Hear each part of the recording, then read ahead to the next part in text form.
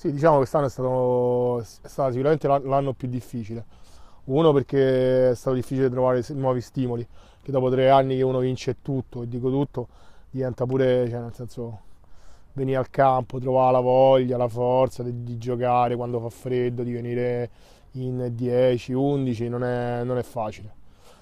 Poi un'altra difficoltà è dovuta al fatto che comunque è stato un campionato corto, non sono state 30 partite, ma ne sono state 20 e noi abbiamo fatto qualche passo falso, ci siamo presentati in una partita in 7, abbiamo fatto delle cose che gli altri anni in genere non facciamo.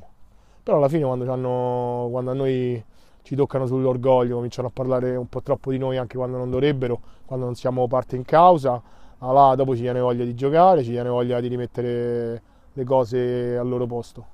No, per il prossimo anno non so niente, cioè non so niente. So 5 anni che facciamo questa lega, il primo di A2 che abbiamo vinto, i 4 successivi che abbiamo 3 vinti e uno stiamo giocando, non lo so, non so niente. I playoff io dico che non partiamo favoriti perché si riazzera tutto, perché sono partite secche dove può succedere di tutto, può succedere che la quinta batta la prima e che la quarta batta la seconda, a partita secca può succedere di tutto.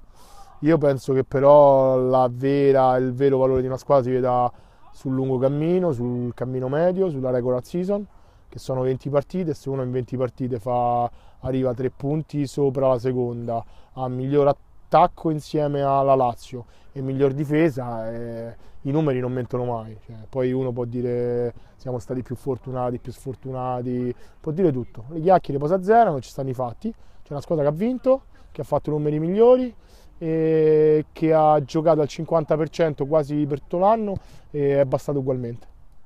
Beh, di nuovo c'era solo Matteo Monteforte che ha collezionato poche presenze, però è un giocatore di qualità, di spogliatoio, fa ride, fa gruppo subito, poi conosceva quasi tutti, quindi di sorpresa, ma sorpresa fino a un certo punto perché lo conoscevo, c'è lui.